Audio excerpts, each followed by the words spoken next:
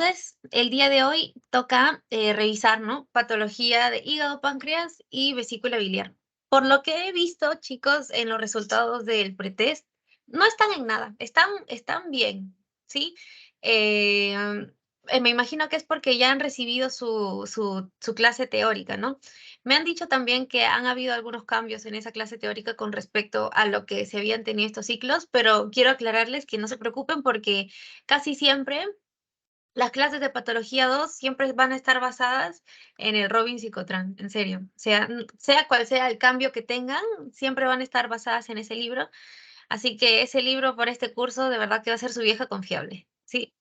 Entonces, ya, vamos a iniciar. Esto es lo que vamos a ver en la clase del día de hoy, ¿no? Al menos de esta asesoría, ¿no? Vamos a ver patologías del hígado, patologías del páncreas y de la vesícula biliar. Y bueno, vamos a tocar específicamente los puntos más importantes como para que esta clase les sirva de ayuda y les sirva como repaso, ¿sí? Entonces, dentro de las patologías del hígado, vamos a tener primero las hepatitis virales, ¿sí? Un ratito. A ver, vamos a poner puntero. Listo. Vamos a tener primero las hepatitis virales. Ustedes ya las conocen, en realidad son un montón de virus que son considerados como hepatitis, pero hay 5 que son hepatotropos. Y los hepatotropos son estos de acá. Los hepatotropos son los que tienen predilección por los hepatocitos o las células del hígado. Y los únicos virus de la hepatitis que son hepatotropos, bueno, hepatitis, hepatotropos, ¿no? Son virus de la hepatitis A, de la hepatitis B, de la hepatitis C, de la hepatitis D y de la hepatitis E. Hay algunos otros virus que también afectan al hígado, pero no son hepatotropos, como por ejemplo el virus de Epstein-Barr y bueno, diversos virus, ¿no? Em, en este caso vamos a hablar de las hepatitis causados por virus hepatotropos, que son los que tenemos acá. Acá tenemos una tablita que les va a ayudar para que puedan diferenciar los 5 virus. Básicamente este es un pequeño resumen, ¿sí? Lo primero y lo principal que tienen que saber es, por ejemplo, de la hepatitis A, que es un ARN virus, que es un picornavirus y que su transmisión es fecal oral, ¿no? Mediante agua o alimentos contaminados con este virus. Y que este virus no va a la cronicidad, ¿ok? De la hepatitis B, básicamente lo mismo, pero tienen que saber, ¿no? Que es que es un ADN virus, que es un hepatnavirus y que su vía de transmisión es parenteral, es decir, mediante transfusiones de sangre, por ejemplo, o mediante pues pinchazos en personas que no, perdón, que comparten drogas intravenosas, em, por contacto sexual en adolescentes especialmente, y por parto vaginal, ¿no? Que viene a ser la transmisión perinatal. Y este virus cronifica en el 5 a 10% de los casos, ¿sí? Lo importante del virus de la hepatitis B, y que probablemente les pregunten, es la detección de los anticuerpos antiantígenos. Son 2 antígenos los que tiene la hepatitis B, ¿sí? Uno es el HBsAg, que es el antígeno de superficie, y el otro es el HBcAg. Perdón, estos son los antígenos antiantígenos, ¿no? Pero bueno, este es el C es de core, ¿sí? Entonces son 2 los principales que tienen que saber. En el caso de la hepatitis C, es un ARN virus, ¿sí? Este también cronifica, ¿ok?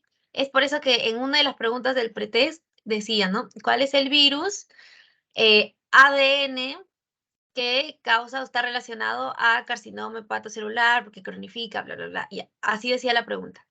Tranquilamente podía ser hepatitis C, pero ahí estaba la trampita, porque ahí decía virus ADN. Si ahí en esa pregunta decía virus ARN, entonces tenían que marcar hepatitis C.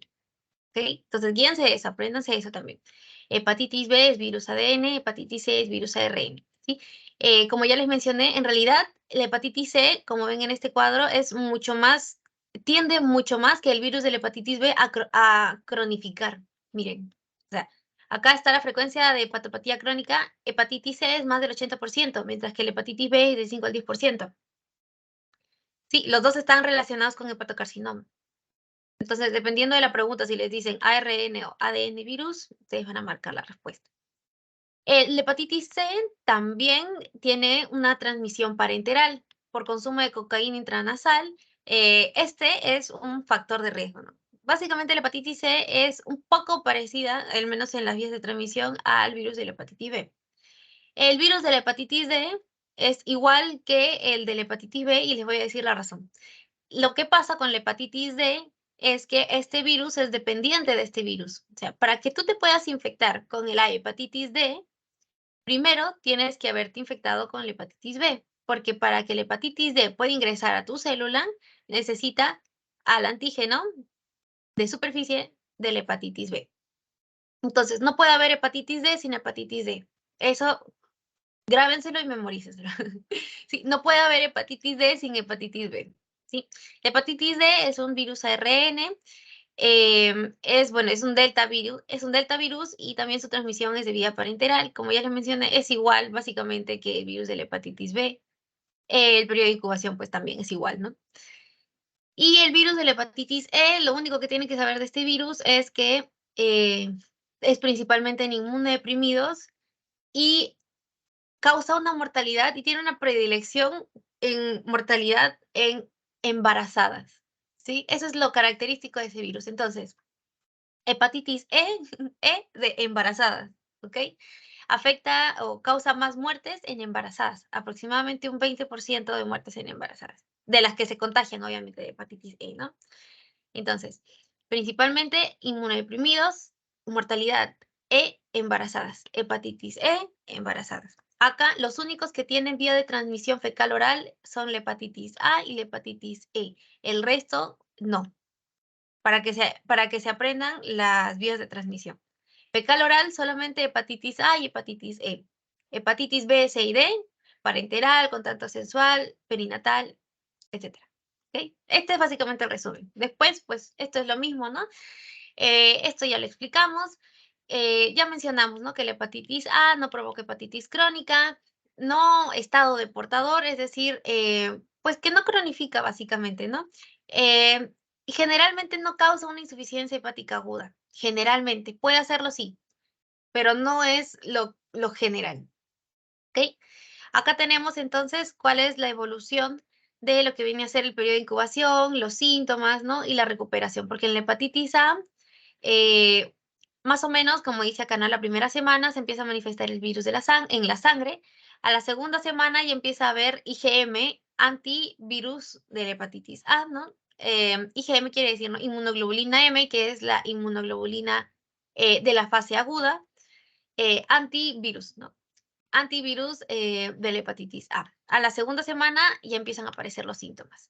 El síntoma principal, los síntomas principales, ictericia, hepatomegalia y de vez en cuando puede haber hepatoesplenomegalia, ¿sí?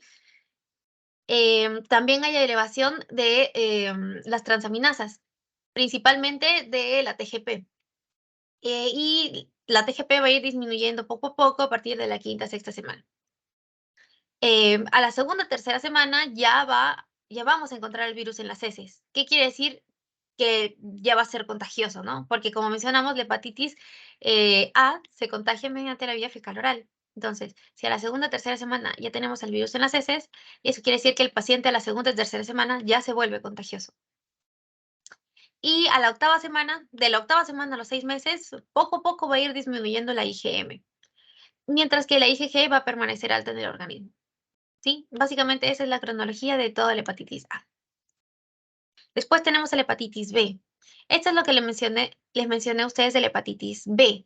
Tiene dos antígenos. Tiene el ABCAG o el CORE, al que le llaman CORE, y al HBsAg, que es el antígeno de superficie. Estos dos van a tener sus anticuerpos, ¿no? O sea, nuestro cuerpo va a producir anticuerpos contra ambos antígenos. A diferencia del virus de la hepatitis a diferencia de todos los virus de las hepatitis en realidad, ¿sí? Entonces, ya mencionamos, este es un virus ADN, Padnavirae, y su transmisión es por contacto sexual, transmisión vertical, es decir, mediante un parto vaginal, y una transmisión horizontal mediante la vía parenteral, ¿no? En realidad hay 5 formas por las cuales se puede presentar la hepatitis B. Primero, puede presentarse como una hepatitis aguda, con una recuperación y una eliminación del virus. Segundo, como una hepatopatía crónica no progresiva. Tercero, como una hepatopatía crónica progresiva que va a evolucionar a cirrosis.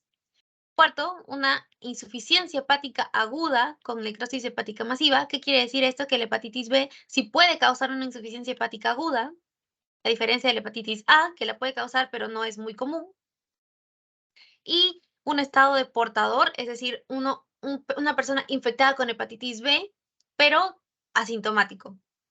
O sea, cuando a uno, por ejemplo, le pueden tomar inmunoglobulina G, que es la inmunoglobulina de los procesos crónicos, va a salir que ha estado infectado con hepatitis B y que probablemente todavía la tenga en la sangre, pero es una persona asintomática y no está generando síntomas este virus, ¿sí? Em, Esto es importante, ¿sí? Porque la hepatopatía crónica secundaria al virus, ¿no? De la hepatitis B es un precursor del desarrollo de carcinoma hepatocelular, incluso en hígados que no tienen cirrosis, pero que sí tienen virus de la hepatitis B. Por ejemplo, esta hepatitis crónica no progresiva probablemente no tenga cirrosis, pero a la larga puede que sí desarrolle un carcinoma hepatocelular. Igualmente acá, ¿no? Hepatitis crónica progresiva que sí evoluciona a cirrosis. Esta sí evoluciona a cirrosis, esta sí probablemente, ¿no? Más adelante pueda desarrollar un carcinoma hepatocelular. Pero quiero que se queden con esa idea, ¿sí? Aunque la hepatitis B en la persona no cause cirrosis, el solo hecho de haberse contagiado con hepatitis B más adelante puede ser que se pueda desarrollar un carcinoma hepatocelular, ¿sí? Y recuérdense, incluso si no tiene cirrosis el hígado, incluso si no hay cirrosis. En la infección aguda del virus de la hepatitis B, vamos a tener que en un 65% vamos a tener una enfermedad subclínica. ¿Qué quiere decir esto? Que vamos a tener una enfermedad que no va a presentar síntomas, ¿sí? No va a presentar síntomas. El 100% de estas personas que generan una enfermedad subclínica van a pasar a la recuperación.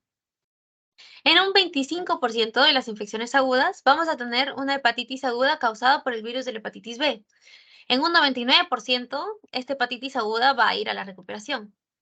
Y el 1% restante puede desarrollar una hepatitis fulminante que puede terminar en una insuficiencia, ¿no? Una insuficiencia hepática aguda masiva que requiera trasplante o de lo contrario puede ser que el paciente fallezca. ¿Ok? Y el otro camino de infección aguda por hepatitis B es que hay una hepatitis crónica. En un 5 o 10%, como se vio también en el cuadro, la hepatitis B tiende a cronificar. Entonces, cuando cronifica, difícilmente puede pasar a la recuperación. En un 20 a 30% va a pasar a cirrosis. Y esta cirrosis va a evolucionar pues a una insuficiencia hepática, pero ya no aguda, ¿no? Una insuficiencia hepática crónica que requiera un trasplante o pues que el paciente fallezca por justamente la cirrosis. Y en un 2 a 3% de los casos, esta hepatitis crónica se va a ir al peor camino que puede irse, que es el desarrollo de carcinoma hepatocelular, ¿no? Que bueno, en el caso del hepatocarcinoma o carcinoma hepatocelular, pues también va a requerir o trasplante o el paciente va a terminar falleciendo. Bueno, chicos, esto de acá es lo mismo que la hepatitis A, ¿no? Son básicamente las evoluciones en el caso de la hepatitis B. Acá en una infección aguda y acá en una infección que cronificó, ¿sí? Acá les encerré ambos antígenos que les dije, ¿no? Este es antígeno HBe y antígeno HBs. La E también puede ser con C, que es el antígeno core, que acá en estas primeras semanas, al momento en que también aparecen los síntomas que suelen ser muy parecidos a los de la hepatitis A, que suele ser, por ejemplo, la ictericia, la hepatoesplenomegalia o la hepato, hepatomegalia, sí. Entonces, acá también se puede detectar el ADN del virus. Las transaminasas séricas también pueden elevarse, también se elevan, pero eventualmente va a haber una convalescencia y una recuperación, ¿no? Sin embargo, acá va a permanecer, lo que sí va a permanecer es el antígeno anticore total. Y el antígeno antimembrana, perdón, antisuperficie, antígeno de superficie, este de acá va a elevarse y va a mantenerse. Y el anticore también.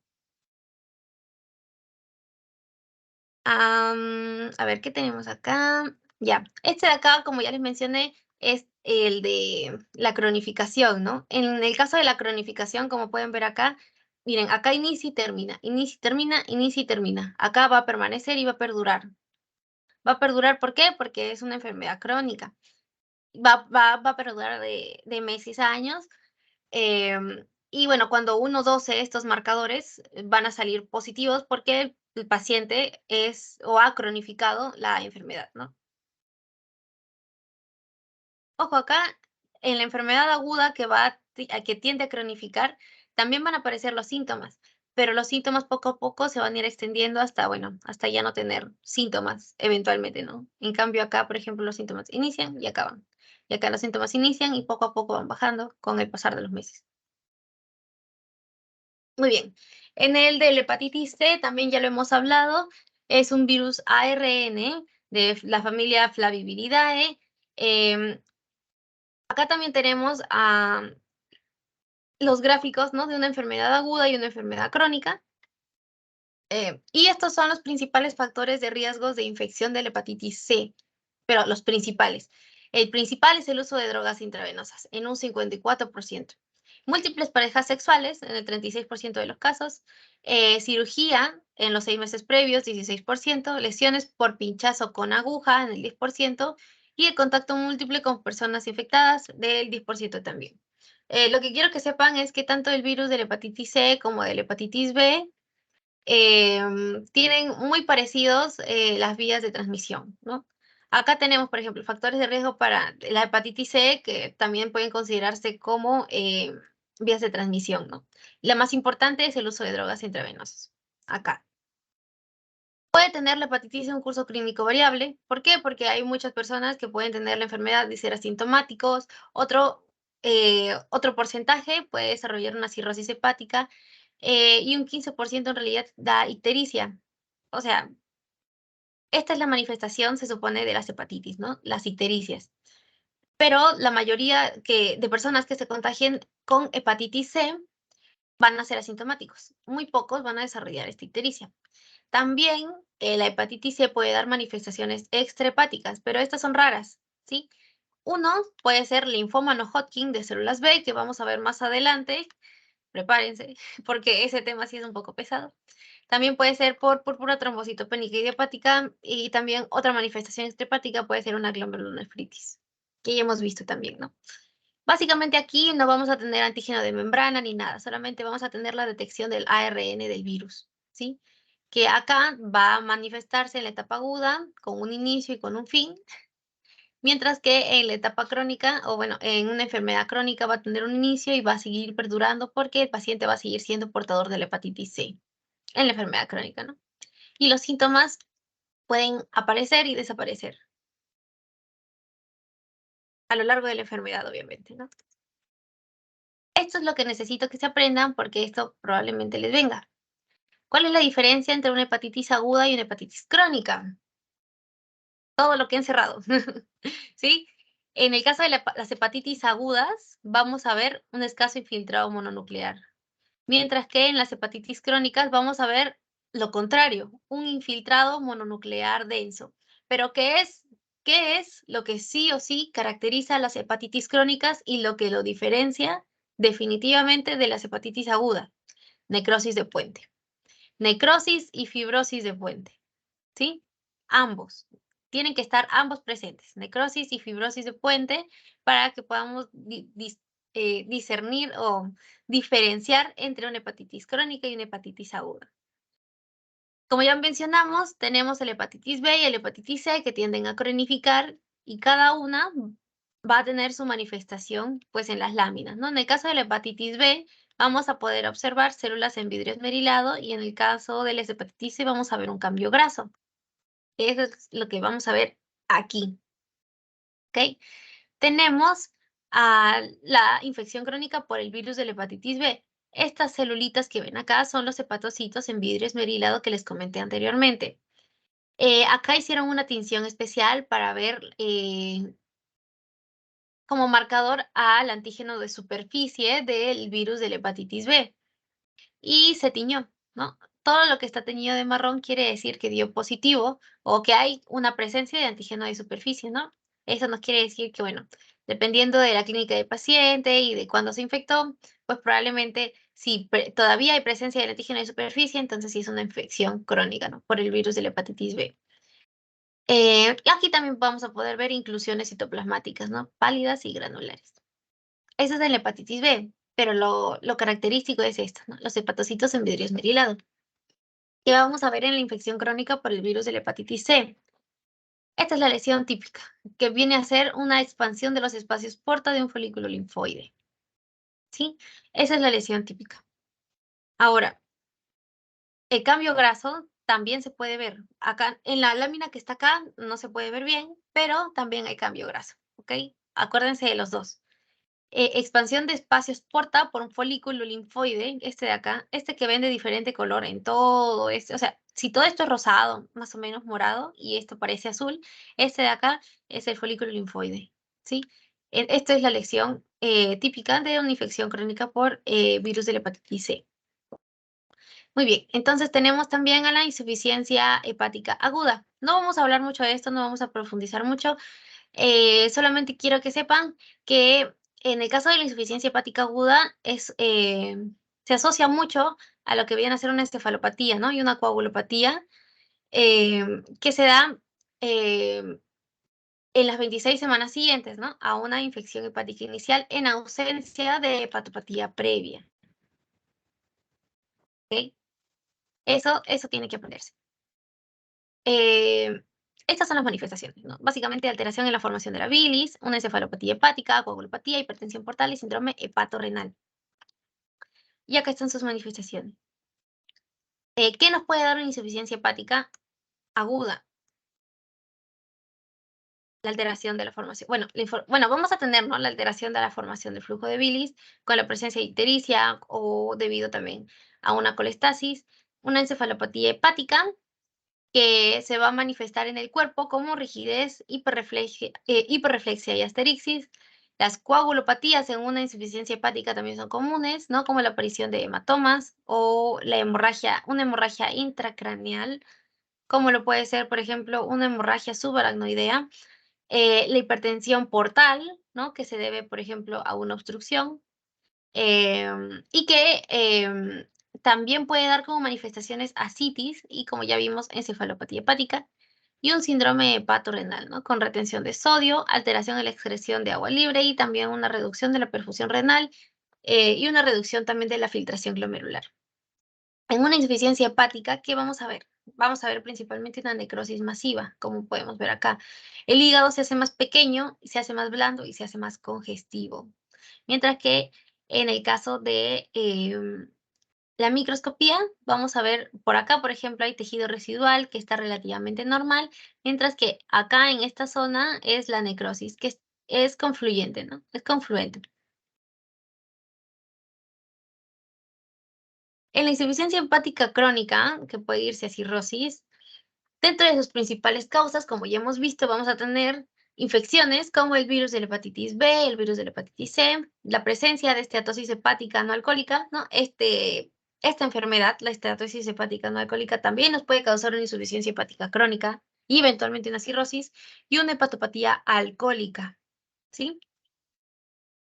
Eh, la insuficiencia hepática de las hepatopatías crónicas suelen estar asociadas a cirrosis. Es decir, toda aquella insuficiencia hepática que haya sido producida por una hepatopatía crónica, generalmente también va a evolucionar a cirrosis, ¿sí? La cirrosis va a afectar de forma difusa a todo el hígado y lo que vamos a poder observar van a ser reacciones ductiliares que van a aumentar al progresar el estadio de la enfermedad. Entonces, mientras más reacción ductiliar haya, eso quiere decir que estamos en un estadio más de la enfermedad, ¿no? O sea, estamos en un peor estadio de la enfermedad. Em, y bueno, puede producirse una regresión de fibrosis, pero esto es muy infrecuente. Aquí lo podemos ver, por ejemplo, en este caso. Este era el caso, si no me equivoco, de un paciente que era alcohólico, pero alcohólico, alcohólico, alcohólico. Aquí podemos ver que debido al alcoholismo que este paciente tenía, empezaron a aparecer en su hígado bandas gruesas de colágeno, como podemos ver acá. Todo lo azul, ya saben ustedes la tinción, ¿no? Todo lo azul es colágeno. Estas son las bandas de colágeno que se empezaron a formar en el hígado del paciente, pero que el paciente, al entrar en rehabilitación y al dejar de tomar tantas bebidas alcohólicas, estas cicatrices, estas bandas gruesas de colágeno poco a poco fueron desapareciendo, ¿sí? Miren, estas grandes cicatrices han desaparecido, como podemos observar acá. Entonces, ¿puede haber regresión? Sí. ¿Es infrecuente? Sí, también, pero puede pasar. Después tenemos la hipertensión portal. Bueno, ustedes ya saben qué es la hipertensión portal, chicos, no es necesario que yo creo que se los vuelva a repetir, solo en esta imagen tenemos principalmente a las manifestaciones, ¿no? De la hipertensión portal, que es la encefalopatía, ¿no? Varices esofágicas, esplenomegalia, ascitis, ¿no? Esas son las principales. Y las que están, bueno, en negrita, ¿no? Encefalopatía hepática, varices esofágicas, esplenomegalia y ascitis. Acá están las otras, que, bueno, vale la pena también tenerlas en cuenta, ¿no? Y también tenemos las causas de la hipertensión portal, según su localización, que pueden ser causas prehepáticas, causas intrahepáticas y causas poshepáticas. Causas prehepáticas, ¿no? Trombosis obstructiva de la vena porta o anomalías estructurales como estenosis de la vena porta. Causas intrahepáticas, que es las más comunes causas de hipertensión portal son las intrahepáticas, que vienen a ser por cirrosis, y las causas poshepáticas, que pueden ser por insuficiencia cardíaca, por pericarditis o por obstrucción del tracto de salida de la vena hepática. Muy bien, ahora vamos a hablar sobre la hepatopatía alcohólica. Acá tenemos un hígado normal. Como ya vimos, puede haber regresión en ambos, en una esteatosis, que es un cambio graso, o a una hepatitis, que es una inflamación del hígado, ¿sí? En tanto haya cambios en el estilo de vida, puede haber una regresión, ¿sí? Por ejemplo, en el caso de las hepatitis, cuando hay una infección, ¿no? Aguda por el virus de la hepatitis A, por ejemplo, el hígado se va a inflamar y bueno, ya sabemos los cambios que tienen. Bueno, vamos a ver los cambios igualmente, ¿no? Y al pasar la infección por el virus de la hepatitis A, hay una regresión y puede regresar a ser un hígado normal. Igualmente en la esteatosis, sea hepática, alcohólica, perdón, sea alcohólica o no alcohólica, eh, teniendo una regresión, puede tener una regresión en caso hayan unos cambios en el estilo de vida, ¿no? En el caso de la hepatitis alcohólica, pues la abstinencia del alcohol, y en el caso de la esteatosis hepática no alcohólica, que se da principalmente pues por cambio, por un estilo de vida sedentario, por mala alimentación, por no hacer ejercicio. Cuando uno cambia ese estilo de vida, también puede haber regresión de esa esteatosis hepática no alcohólica a un hígado normal. Y estos son los principales hallazgos que tenemos. Por ejemplo, en la esteatosis vamos a ver un cambio graso. Eso es lo característico de una esteatosis, ¿sí? Esteatosis, sea alcohólica o no alcohólica, ojo. Vamos a ver cambio graso y fibrosis periventricular.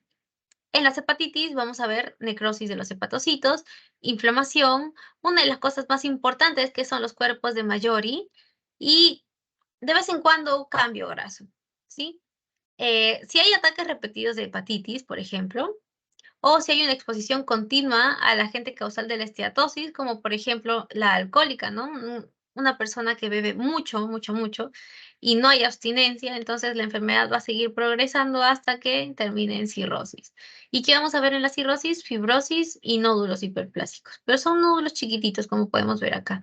Y el hígado también disminuye su tamaño. Esta es la hepatopatía alcohólica, chicos. Lo principal que tienen que saber es esto de acá, la disposición. Primero, este de acá es el cambio graso. Estas son las gotículas de grasa que vimos anteriormente. En la hepatopatía alcohólica, sea en la alcohólica o en la no alcohólica, en la esteatosis, va a haber esto, ¿sí? Gotículas de grasa, vacuolas claras. Ahora, la fibrosis que podemos ver acá tiene una disposición alrededor de la vena central. Miren, todo lo azul, todo lo azul. Esta también se va a extender, ¿no? En dirección a los espacios porta. Y esta fibrosis también que les mencioné, que tiene la disposición alrededor de la vena central, se le llama fibrosis en alambre de gallinero y es perisinusoidal. Y a esta, o sea, toda fibrosis que sea en alambre de gallinero y que esté en disposición perisinusoidal, es decir, alrededor del sinusoide, se llama cirrosis de Laennec. ¿Ok?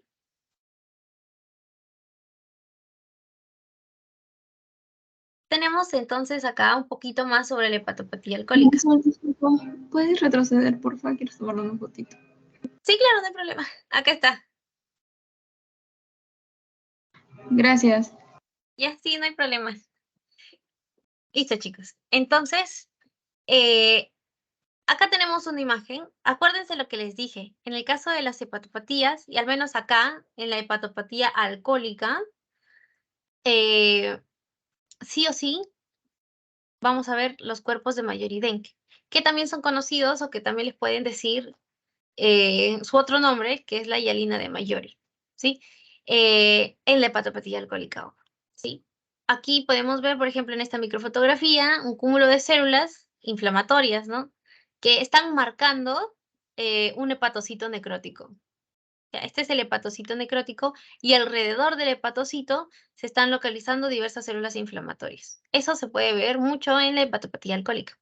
Otra cosa es esto de acá, que como ya les mencioné, es el cuerpo de Maillard-Denck o la hialina de Mayori. Aquí también podemos ver un hepatocito que está un poco extraño, ¿no? Básicamente su citoplasma es blanco. Es un hepatocito balonizado, ¿sí? Esto se debe a que para que se forme esto, para que se forme el cuerpo de Maillard-Denck, tienen que colapsarse las queratinas. Entonces, ese hepatocito está en ese proceso, ¿sí? En el proceso de colapso de las queratinas. Y así, poco a poco, se va formando el cuerpo de Maillard-Denck.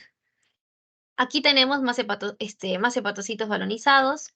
Y aquí también tenemos un cúmulo de células inflamatorias, que como ya les mencioné, estos cúmulos de células inflamatorias se dan debido a que hay un hepatocito muerto, ¿no? Hay un hepatocito necrótico.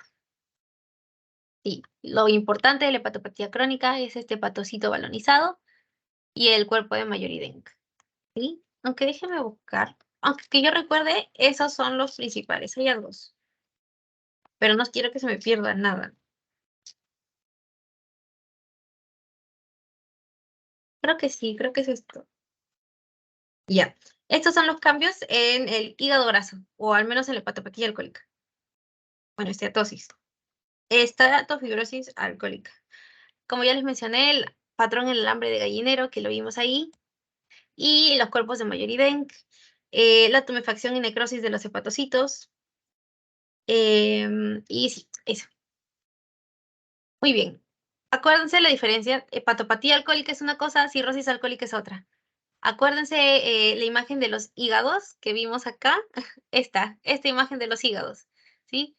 Nosotros acabamos de ver esto, ahora vamos a ver esto, ¿ok? O sea, el estadio, como por así decirlo, casi final, ¿sí?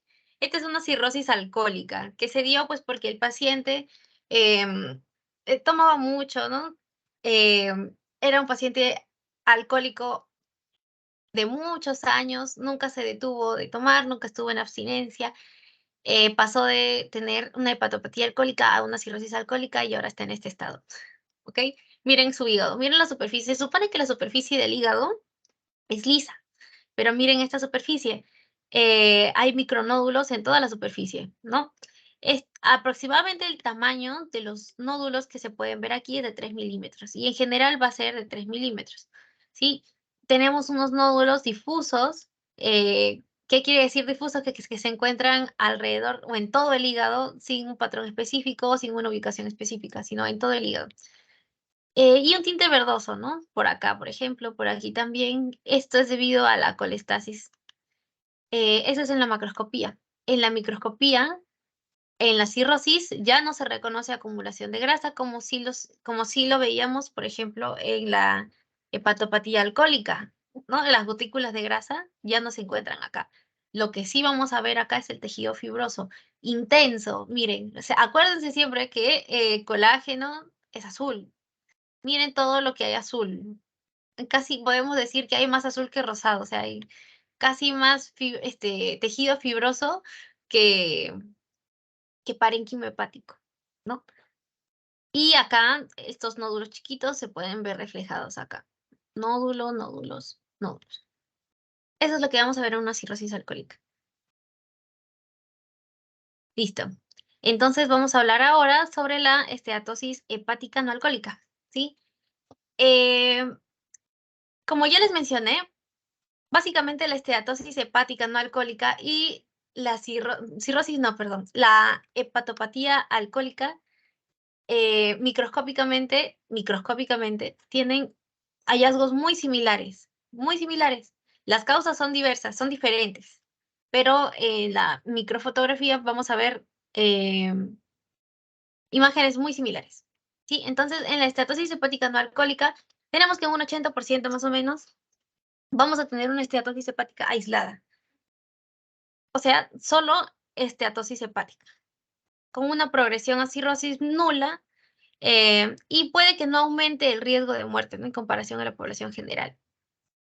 Y después tenemos, como su nombre lo dice, netamente esteatohepatitis no alcohólica. O sea, la inflamación del hígado por causas que no son el alcohol, ¿ok? Entre un 11% más o menos se da en 15 años, y en 15 años, ¿no? En 15 años puede evolucionar a una cirrosis por una hepatitis o una hepatitis no alcohólica, perdón. En muy pocos casos, y hay una línea punteada porque de verdad hay que tener mucho cuidado con esto, en muy pocos casos puede evolucionar a un hepatocarcinoma o un carcinoma hepatocelular. Los dos son sinónimos, no vayan a creer que son dos cosas diferentes. Em, Como ya les mencioné, la esteatosis hepática no alcohólica, como su nombre lo dice, es no alcohólica. Entonces, este de acá vamos a poder verlo, por ejemplo, en pacientes, por ejemplo, con síndrome metabólico, por ejemplo. Y ni siquiera con eso, chicos. Yo tenía un amigo, no, sí, yo tenía un amigo que no es que haya tenido síndrome metabólico, o sea, tenía sobrepeso, sí, pero no llegaba a obesidad. Eso sí, no hacía ejercicio porque se dedicaba todo el tiempo a estudiar, estaba sentado todo el día, casi no caminaba y de repente le empezó a dar hincones, ¿no? Él me decía, porque él no estudia medicina, él me decía que sentía como hincones en el hipocondrio derecho. O sea, él no me dijo hipocondrio derecho, ¿no? Pero me dijo, me duele aquí. Yo dije, es el hipocondrio derecho. Le hicieron una ecografía y ¿qué tenía? Tenía esteatosis hepática no alcohólica, porque él no bebía, pero tenía inflamación. No tenía signos ecográficos característicos de esta enfermedad. Entonces, ¿qué pasó? Se puso a hacer ejercicio, fue un nutricionista que le armó una mejor dieta y fue reevaluado a los 6 meses. Y la inflamación que tenía había desaparecido y se empezó a sentir mejor. Sí, acuérdense un poquito de ese caso, en todo caso, si no pueden diferenciarlo. Muy bien, entonces, la cirrosis que puede ser causada por esta esteatohepatitis no alcohólica puede tener dos caminos. Primero, una descompensación a los 8 años, que generalmente no vamos a ver mucho ese escenario, y tampoco vamos a ver un escenario a que esta cirrosis se vaya a transformar en un hepatocarcinoma. Pero son caminos que puede tomar esta enfermedad. Sí, o sea, es importante que los reconozcan. O sea, posiblemente sea solamente una esteatosis hepática o, que es en la mayoría de los casos, ¿no? En la mayoría de los casos, como pueden ver acá, en un 80%. Esteatosis hepática aislada, o sea, solo esteatosis hepática. Y cuando se da una esteatohepatitis, es decir, hay esteatosis hepática no alcohólica más una inflamación del hígado, o sea, más una hepatitis, se va a dar este camino, ¿no? Por eso es que también están mencionando acá al hepatocarcinoma, por la hepatitis. Es decir, tal vez puede haber una infección o una coinfección del virus de la hepatitis B con el virus de la hepatitis C, mientras una persona tiene esteatosis hepática no alcohólica y puede terminar, ¿no? En cirrosis, en descompensación o en cáncer. Es importante que sepan que este es el trastorno metabólico más frecuente y generalmente está asociado al síndrome metabólico, como ya les mencioné, ¿no? Eh, También les mencioné que los hallazgos son iguales, prácticamente la hepatopatía alcohólica. Lo que no les mencioné y lo que está acá es que son menos llamativos, pero son los mismos. Y está relacionado a otros signos y síntomas, ¿no? Como por ejemplo la resistencia a la insulina. ¿Por qué resistencia a la insulina? Porque estamos hablando de una asociación al síndrome metabólico. ¿sí? Esto es lo que vamos a ver. Básicamente es lo mismo que vimos anteriormente, chicos. Son gotículas de grasa, igualito, miren, gotículas de grasa, similar a la esteatohepatitis alcohólica. Y también vamos a ver fibrosis en alambre de gallinero, ¿no? La que vimos alrededor de la vena central, que se va hacia los espacios porta. eh, y sí, ¿no? A esta fibrosis que se le llama en alambre de gallinero. Y ya para terminar con hígado, vamos a hablar sobre el hepatocarcinoma o del carcinoma hepatocelular. Estos, los que están acá, lo que está acá en la diapositiva, básicamente son los puntos más importantes, ¿sí? Acuérdense, predomina en varones, principalmente predomina en varones, es la quinta causa de muerte en varones mundialmente. Eh, las hepatopatías crónicas, ojo con eso, no dice infecciones crónicas, hepatopatías crónicas son la base más habitual sobre la que aparece el hepatocarcinoma, ¿sí? Hepatopatías crónicas, no solo infecciones que tienden a cronificar. Ojo, o sea, tenemos al virus de la hepatitis B, al virus de la hepatitis C, a la esteatosis alcohólica y a la esteatosis no alcohólica, ¿ok? A los cuatro, porque son crónicos. Toda enfermedad crónica y a la cirrosis, ojo, a la cirrosis que puede causar eso, a la cirrosis que pueden causar estas enfermedades, a la cirrosis que puede causar la hepatopatía alcohólica y a la cirrosis que puede causar la esteatosis hepática no alcohólica. ¿Ok? Esos hepatopatías crónicas, no infecciones, hepatopatías crónicas, son la base en la que aparece el hepatocarcinoma. Como ya les mencioné, factores más importantes que subyacen a la hepatocarcinogenia: infecciones, lesiones tóxicas. Ejemplo, alcohol. Alcohol. Ojito con eso, no tomen, chicos. Bueno, tenemos, bueno, la macroscopía, en realidad no hay mucho que resaltar, solamente tenemos que generalmente es una lesión unifocal, puede ser difusa, puede ser bien delimitada, generalmente es bien delimitada, pero puede ser difusa también, infiltrante también. Eh, y en el caso de la microscopía tenemos unos espacios pseudocinares. Pseudocinares, ¿por qué? Pseudo siempre es parecido a, no es lo mismo. O sea, hacen una configuración muy parecida a un espacio acinar. Y bueno, es grande, ¿no? Y también podemos ver a trabéculas de los hepatocitos acá, ¿no? Las trabéculas un poco engrosadas. ¿Sí? Eso es lo que vemos generalmente en el hepatocarcinoma. Ah, estas son las lesiones precursoras. Ya, escuchen. em, no le hagamos caso a esto, porque este es el colangiocarcinoma. Nosotros estamos hablando de carcinoma hepatocelular. ¿Sí? Para que pueda ser un carcinoma hepatocelular, casi siempre, como todas las veces, va a ser un proceso. O sea, no es que hay una lesión, no hay nada y de repente, ¡pum!, aparece el carcinoma. No, es una lesión progresiva que va a ir evolucionando a lo largo del tiempo, que puede comenzar como un adenoma hepatocelular.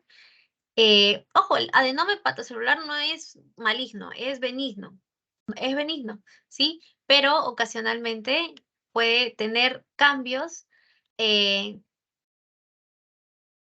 que puedan seguir el camino hacia un hepatocarcinoma.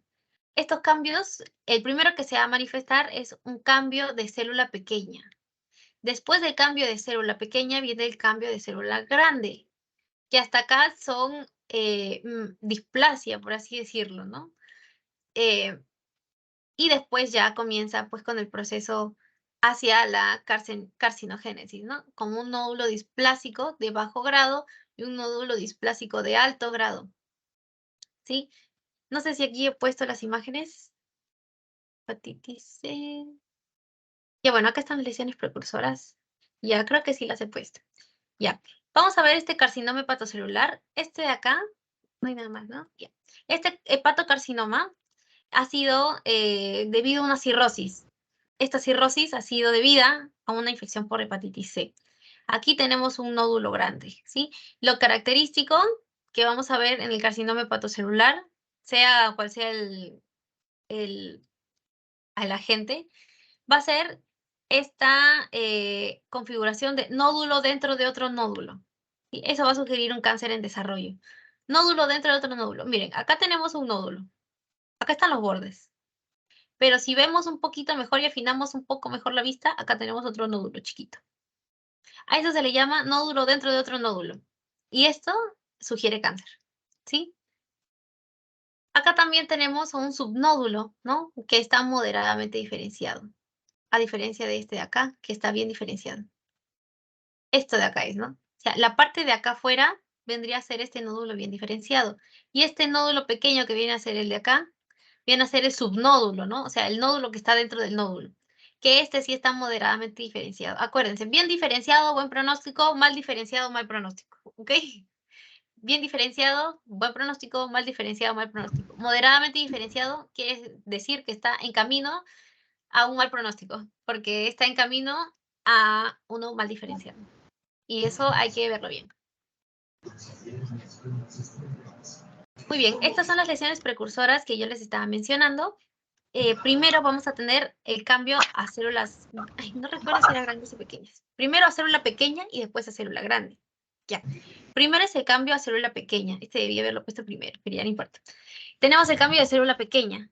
Acá tenemos, por ejemplo, la diferencia. Este de acá es, estas son las células normales, ¿no? El cambio de células pequeñas va a ser, o lo vamos a poder observar mediante esta lámina engrosada, mediante un aumento de la relación núcleo-citoplasma. Acuérdense de eso, chicos. Siempre, hasta ahora hemos visto un montón de veces, en el caso de cáncer, este aumento en la relación núcleo-citoplasma, ¿sí? El núcleo aumenta de tamaño, el citoplasma se hace más chiquito, ese es un pleomorfismo, ¿no? O sea, el cambio de una célula, los cambios morfológicos de una célula, ¿no? Hacia una célula maligna. Vamos a tener entonces, ¿no? Ese aumento de la relación núcleo-citoplasma y vamos a ver células anómalas, ¿no? Ese es el cambio de células pequeñas. En el cambio de células grandes, que es un paso más allá, cerca al hepatocarcinoma, vamos a ver el cambio, ¿no? De estas células pequeñas a unas células grandes que tienen núcleos grandes y atípicos, como podemos observar acá. Todas estas son las células grandes. Se ven un poco raras, ¿no? Pero bueno, esa es la diferencia. Primero, o sea, después del adenoma viene el cambio de células pequeñas. Y después del cambio de células pequeñas viene el cambio de células grandes. Y después de eso ya viene la displasia y después de eso ya viene el cáncer. Listo. Hasta ahí es hígado, chicos. ¿Tienen alguna duda? ¿Alguna pregunta? Ya. Si no hay dudas, entonces, chicos, vamos a hablar ahora sí de patología del páncreas. A ver. Déjenme buscar. No hay mucho, chicos. En realidad, como les dije, solo quiero tomar los puntos más importantes. Y en patología del páncreas vamos a ver pancreatitis aguda, pancreatitis crónica y carcinoma de páncreas. ¿Ok? Muy bien. Pancreatitis aguda. Memorícense esta. Lesión reversible, ojo, reversible del parénquima pancreático. Se asocia a inflamación, por eso es que tiene el itis al final, y tiene etiologías diversas. Tóxicos, por ejemplo, como el alcohol. Miren el daño que causa el alcohol, chicos. De verdad, plantéense seguir tomando. ¿Va? Obstrucción como cálculos biliares y defectos genéticos, ¿no? Algunos defectos genéticos, lesiones vasculares, infecciones, etcétera, ¿no? Pero los principales son alcohol y obstrucción, ¿sí? Acá tenemos una imagen justamente de las etiologías diversas, ¿sí? Obstrucción de los conductos, por ejemplo, por colelitiasis, una obstrucción ampollar. ¿Por qué puede haber una obstrucción ampollar? ¿Por qué creen que puede haber una obstrucción en la ampolla? Puede ser, por ejemplo, por un cáncer, ¿no? Un cáncer de páncreas, que vamos a ver ahí en un ratito, ¿sí? Alcoholismo crónico y también por concreciones ductales. Esto, cualquiera de estos, o todos, o algunos en conjunto, van a causar edema intersticial. Va a haber una alteración del flujo sanguíneo, lo cual va a generar isquemia. Y esto va a desembocar en una lesión de células acinares. Esta es la base de la pancreatitis. Hay una lesión en las células acinares que va a hacer que se produzcan enzimas que van a también contribuir a la inflamación y al edema intersticial, también a la proteólisis, a una necrosis grasa, que eso es lo característico también de la pancreatitis, necrosis grasa, y una lesión en las paredes vasculares y hemorragia, y va a desencadenar la pancreatitis aguda. Ese es en el caso de la obstrucción de los conductos. Después tenemos a la lesión de las células acinares, que puede ser por alcohol, puede ser por fármacos, por traumatismos, por isquemia, por infecciones víricas. Esto va a hacer que haya una liberación de proenzimas, ¿sí? Y esto va a hacer que se activen enzimas intra o extracelulares. Y finalmente va a desencadenar ¿en qué? En lesión celular acinar, ¿sí? Esa es la base, una de las bases, ¿ok? Se activan enzimas, el proceso que ya vimos anteriormente y finalmente necrosis grasa. Este de acá es menos común, los más comunes es lesión de las células acinares, obstrucción, pero básicamente puede haber una lesión metabólica que también puede ser por alcohol o puede ser por una obstrucción ductal, que va a hacer que las proenzimas lleguen al compartimiento lisosómico y finalmente activen enzimas intracelulares y que va a haber lesión de células acinares, ¿sí? Este gráfico me gustó mucho porque es bastante didáctico, se entiende bastante. Acuérdense que cualquier lesión que tenga el páncreas va a terminar en un solo camino. Va a tener una desembocadura final y va a ser esta, lesión de células acinares. ¿Sí? Todo va a ser lesión de células acinares. Esto va a activar enzimas que va a hacer pues que aumente la inflamación, que haya proteólisis, que haya necrosis grasa y que finalmente todo desemboque en la pancreatitis aguda. Acá tenemos los factores etiológicos principales de las pancreatitis, metabólicos como el alcohol, la hiperlipoproteinemia, la hipercalcemia, los fármacos como la satioprina, genéticos, que pueden ser mutaciones genéticas, reguladores de antitripsina, de la tripsina, ¿no? Como la deficiencia de alfa 1, o no recuerdo bien, pero ya vamos a ver. O no. Bueno, después pueden verlo. Sí, bueno, el caso es que hay genéticos, que en realidad en el caso de la pancreatitis aguda no son muy comunes, ¿sí? Los más comunes van a ser los metabólicos. O sea, acá nuestro compañero el alcohol. ¿Ya? Después vamos a tener a los mecánicos, que mecánicos, ¿por qué? Porque causan obstrucción, como por ejemplo los cálculos biliares. Mecánicos también, no solamente son los que causan obstrucción, sino son, ¿cómo explicarlo? Son agentes que pueden causar esta patología. No lo puedo explicar bien, pero dentro de los agentes mecánicos vamos a tener a los cálculos biliares, a los traumatismos, y a lesiones diatrógenas o iatrogénicas como operaciones quirúrgicas o técnicas endoscópicas.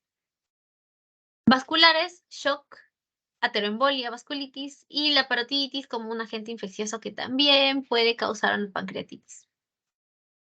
Hallazgos. Necrosis grasa, lo que les mencioné, necrosis grasa peripancreática y áreas oscuras de hemorragia. ¿Sí? ¿Qué otra cosa vamos a ver? Alteraciones, bueno, estas son las alteraciones básicas en la microscopía, ¿sí? Las alteraciones básicas son estas de acá, o sea, ya les he hecho un resumen ya, ¿para qué más quieren, chicos, acá? Las alteraciones básicas son fuga microvascular y edema, necrosis grasa, inflamación aguda, destrucción del parénquima pancreático y destrucción de vasos sanguíneos y hemorragia intersticial. Así, tal cual está en el libro, ¿sí? Tal cual, tal cual. Estas son las alteraciones básicas.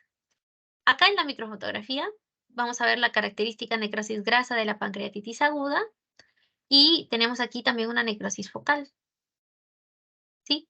Esto generalmente es lo que se va a ver en la pancreatitis aguda. Pero tengan mucho en cuenta estas alteraciones básicas, porque esto, como es básico, es lo que más les van a preguntar y también lo van a ver probablemente. Muy bien. Ya hemos visto entonces a la pancreatitis aguda, toca ver a la pancreatitis crónica. Esto se da por una inflamación prolongada del páncreas, ¿no? ¿Y qué vamos a ver acá? Destrucción irreversible. Acuérdense, pancreatitis aguda, reversible. Pancreatitis crónica, irreversible. No, sí, no, o sea, una vez tienes pancreatitis crónica, ya tu páncreas, esa parte del páncreas no va a regresar, despídete para siempre. Fibrosis, justamente, ¿no? Por la destrucción irreversible, todas las células pancreáticas que mueran finalmente van a ser reemplazadas por tejido fibrótico, por eso que hay fibrosis y por eso es que el tejido una vez se muere es irreversible, o sea, es irrecuperable. Y también está asociado a una destrucción del parénquima endocrino en los casos avanzados, ¿sí? En los casos eh, incipientes, por así decirlo, de pancreatitis crónica, vamos a tener una destrucción del parénquima exocrino y en estadios más avanzados, finalmente del endocrino, ¿sí? La mayoría de los casos son hombres de mediana edad, eso es cierto, y la causa más común de pancreatitis crónica, adivinen quién la causa. Oh, sorpresa, el alcohol. Sí, el abuso prolongado de alcohol nos da la pancreatitis crónica, principalmente. No es el único, pero sí es la causa más común, la causa principal. También está vinculado a otros procesos, como la obstrucción prolongada del conducto pancreático. ¿Por qué razón, por ejemplo? Puede ser por un carcinoma pancreático, puede ser también por una obstrucción crónica de algún cálculo biliar que se haya quedado ahí, que obstruya el conducto de Wilson. También tenemos lesiones autoinmunitarias de la glándula, autoinmunitarias, sí, lesiones autoinmunitarias de la glándula o una pancreatitis hereditaria, que es en un caso realmente menos frecuente. ¿Cuáles son así como teníamos acá nuestras alteraciones básicas en la pancreatitis aguda, acá también tenemos nuestras alteraciones básicas en nuestra pancreatitis crónica? Fibrosis, atrofia, pérdida de acinos y una dilatación variable de los conductos pancreáticos. Eso. ¿Qué vamos a ver aquí en la microfotografía? Fibrosis, atrofia, ¿no? Fibrosis, atrofia. Estos son los conductos residuales después de la pancreatitis crónica, ¿no? Como hay una atrofia del parénquima, de todos los conductos van a quedar algunos y eso se les llaman conductos residuales. Y como ya les mencioné, ¿no? Una dilatación variable de los conductos pancreáticos. Aquí, por ejemplo, hay un conducto dilatado. Y aquí podemos ver una concreción ductal eosinófila, que la verdad es que la única manera de describirla es así, porque no sabemos, no se sabe qué es, ¿no? Pero histológicamente o histopatológicamente se puede definir así, concreción ductal eosinófila. Muy bien, esta imagen nos dice, en resumen, básicamente, cuáles son los hallazgos en la pancreatitis aguda y en la pancreatitis crónica. Bueno, no hallazgos, sino cuál es el proceso.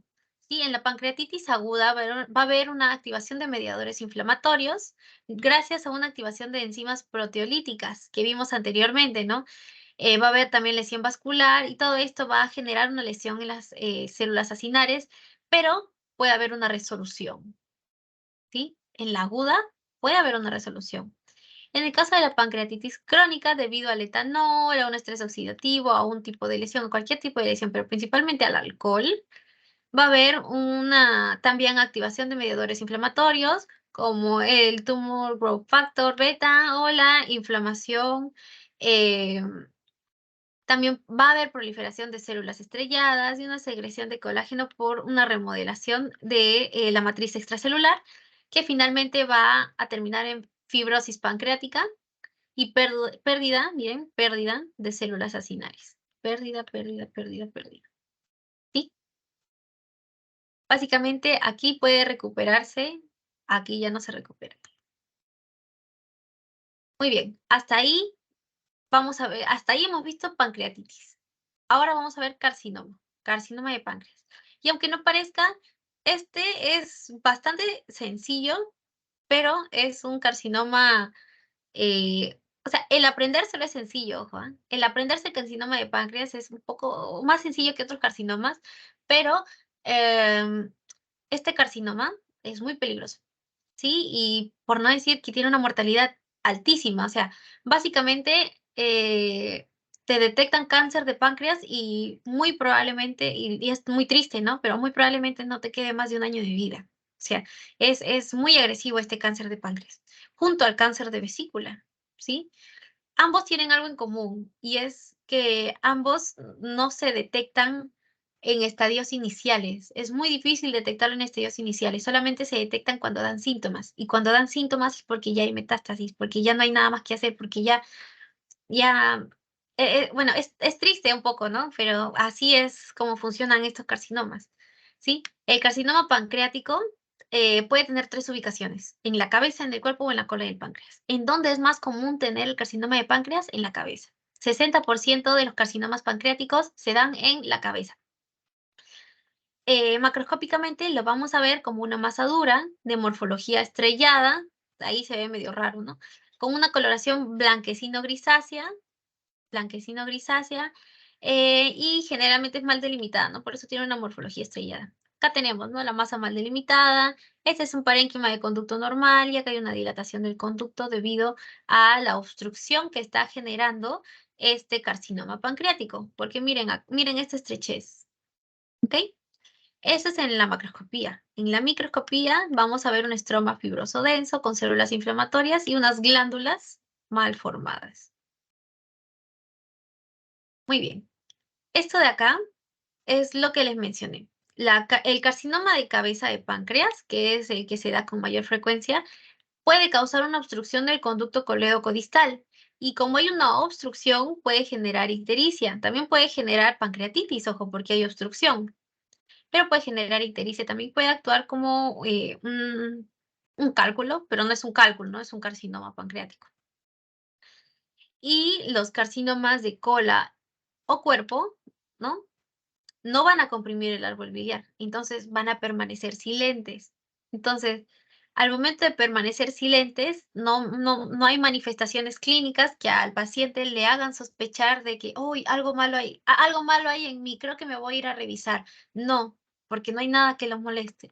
Entonces, cuando ya se empieza a hacer más grande o cuando ya empieza a hacer metástasis, cuando ya empieza a dar síntomas, es ahí cuando uno decide ir al hospital y bueno, ya no hay nada que hacer básicamente, ¿no?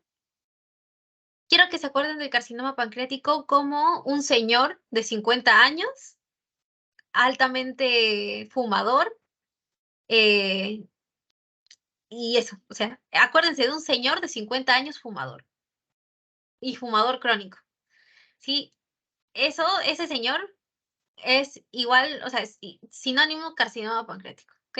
Ese es es la principal causa prevenible de cáncer de páncreas, el tabaquismo.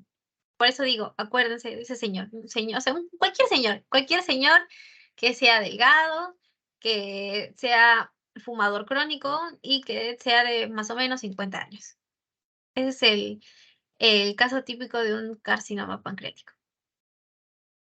Muy bien, hasta ahí páncreas. ¿Hay alguna duda? ¿Algo no ha quedado claro, chicos?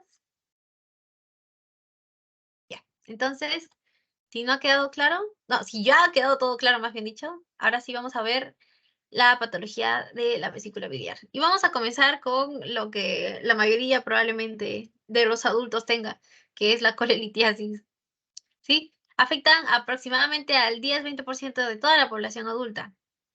Sin embargo, más del 80% de los cálculos son silentes. ¿Qué quiere decir esto? Que más del 80% de los cálculos no da síntomas. O sea, están ahí, pero solo están ahí. O sea, no causan malestar, no causan dolor, no causan ictericia, no causan nada. Generalmente vamos a encontrar aquí dos tipos de cálculo, ¿sí? Cálculos de colesterol y cálculos pigmentarios. Los de colesterol son cristales de monohidrato de colesterol y los cálculos pigmentarios son sales de bilirrubinato cálcico. Aquí tenemos, ¿no? Los pardos o negros son los cálculos pigmentarios, que son por sales de bilirrubinato cálcico, y los que tienen forma redondeada y son de color amarillo pardo son los cálculos de colesterol por cristales de monohidrato de colesterol.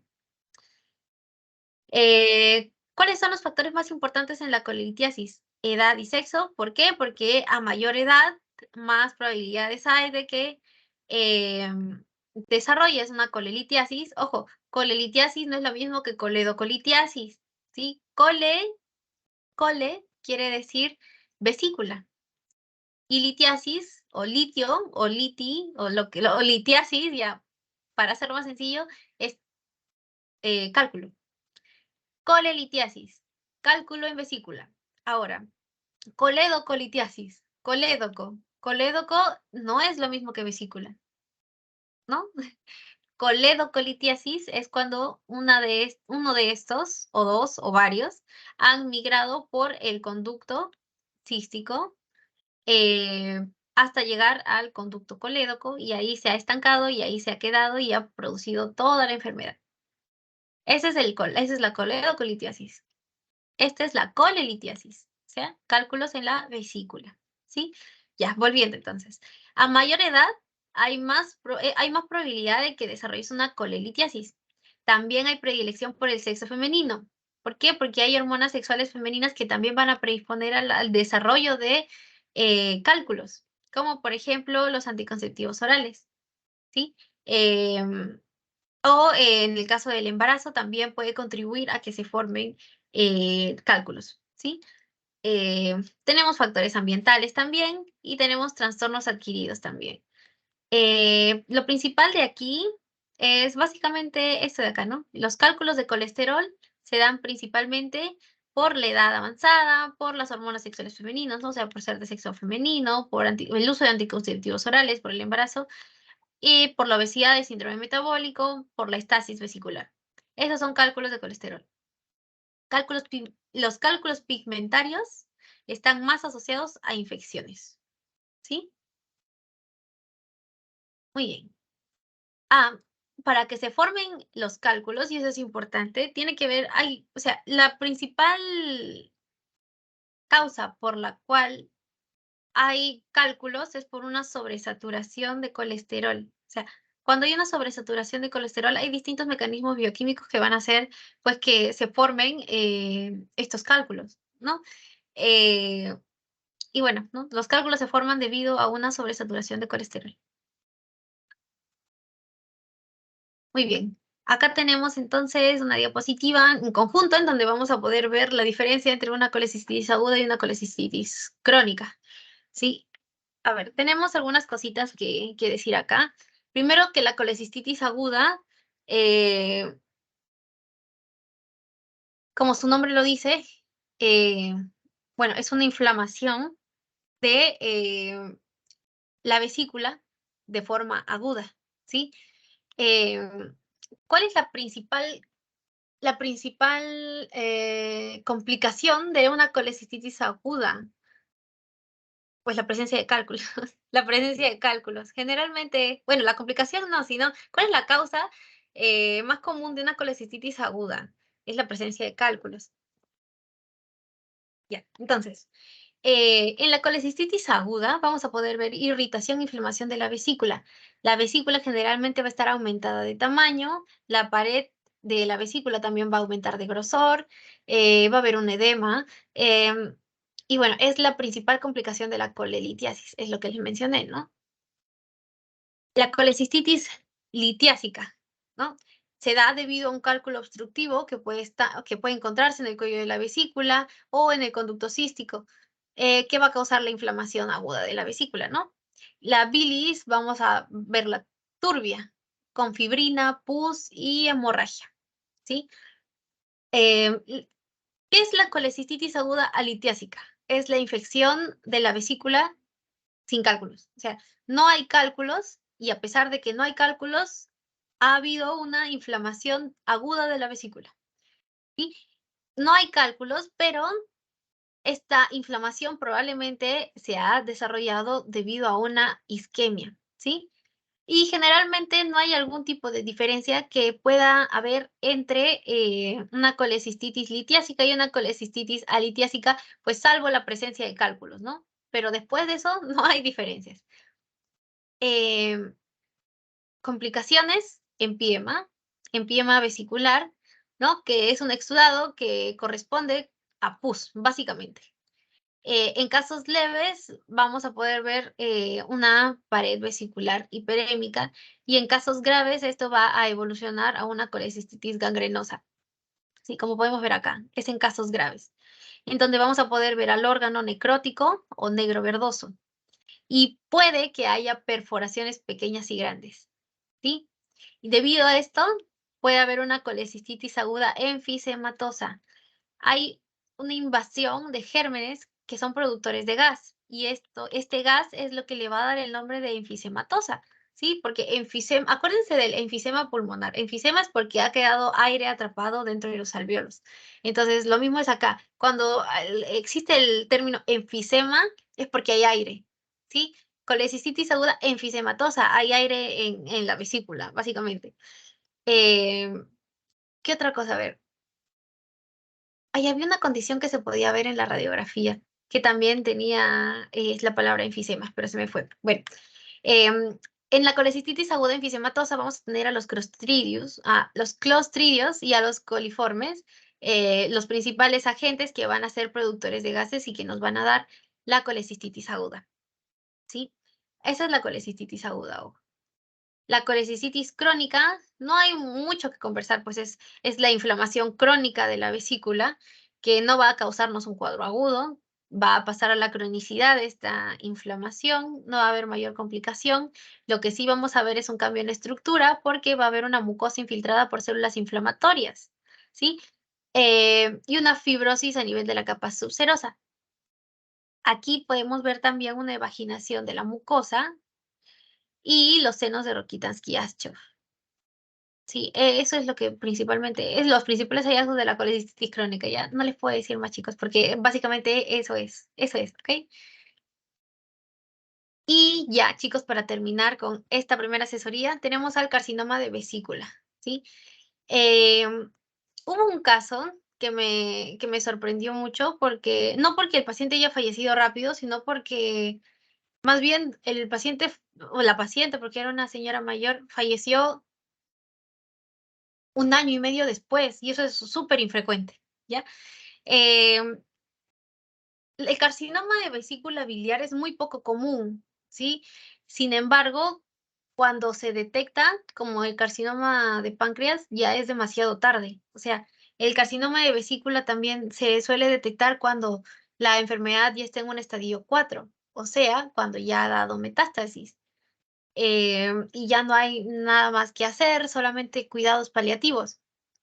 Y generalmente, eh, el pronóstico de vida no es largo. O sea, como ya les mencioné también en el carcinoma de páncreas, en el carcinoma de vesícula es muy similar. Cuando te detectan el carcinoma de vesícula, muy probablemente no te quede más de 1 año de vida.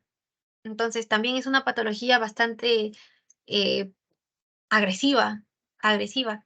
Porque cuando hay un carcinoma de vesícula incipiente, en realidad uno no se da cuenta. No se da cuenta porque no hay síntomas, ¿me entiendes? No hay síntomas, entonces no hay nada que te haga sospechar de que tengas que ir al hospital. Es así que dejas que avance la enfermedad y dejas que avance y avance y avance hasta que, pum, metástasis, pum, síntomas, bueno, vas al hospital y ya te dicen la mala noticia, ¿no? Bueno, tenemos el carcinoma de vesícula. El factor más importante para su desarrollo, ojo con eso, presencia de cálculos, ¿sí? Es más frecuente en mujeres. Es justamente lo que les digo, ¿no? Yo, bueno, vi una paciente con carcinoma de vesícula que era la abuela de un doctor, ¿no? Era la abuelita de un doctor que, bueno, finalmente la señora terminó falleciendo, pero falleció al año y 6 meses de haberle diagnosticado su carcinoma de vesícula. Y cuando le diagnosticaron su carcinoma de vesícula, ya estaba avanzado. O sea, no tenía, los doctores no le daban más de 6 meses de vida. Y miren cuánto superó la señora, imagínense. Les digo de esta señora para que se acuerden que es mucho más frecuente en mujeres, ¿sí? Es más frecuente en mujeres que en varones, se da por la presencia de cálculos. Esta señora también tenía cálculos en la vesícula. Y como les mencioné, ¿no? La mayoría se diagnostica en estado avanzado. Hay dos patrones principales en el carcinoma de vesícula, el infiltrante y el exofítico. El infiltrante es el más frecuente. Vamos a poder observar una zona poco definida de engrosamiento y una induración difusa de la pared. En el caso del exofítico, como su nombre lo dice, exofítico va a crecer hacia la luz, o sea, va a crecer hacia afuera. Exofítico.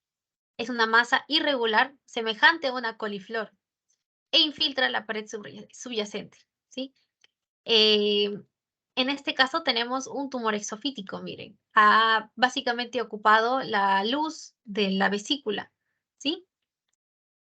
Forma de coliflor, sí, aparentemente tiene forma de coliflor. Y lo que vamos a ver en la microscopía va a ser glándulas, pero glándulas malignas, ¿no? Miren, acá hay una formación más o menos tubular, glandular, medio extraña. Bueno, acá también, miren. Nunca va a ser igual a una glándula, ¿no? Siempre tratan de simular estructuras, pero no son las estructuras. Y uno tiene que aprender a distinguir, o sea, uno tiene que aprender a ver lo normal para poder distinguir lo patológico. Entonces, acá podemos ver que aparentemente son glándulas, pero la configuración de glándulas normales no es así. Entonces, podemos dar entonces a entender que no son glándulas. Y dado el análisis, porque bueno, después de esto hay más análisis, ¿no? Pues dan la conclusión de que son glándulas malignas. Y bueno, aquí no se ve muy bien, pero generalmente hay una infiltración de la pared vesicular también, ¿sí? Bueno, esto es lo principal, chicos. Creo que hasta aquí tenemos la primera asesoría, ¿no? Hasta aquí es todo patología del hígado, páncreas y vesícula biliar. Entonces, listo. Vamos a dejar de compartir pantalla. Vamos a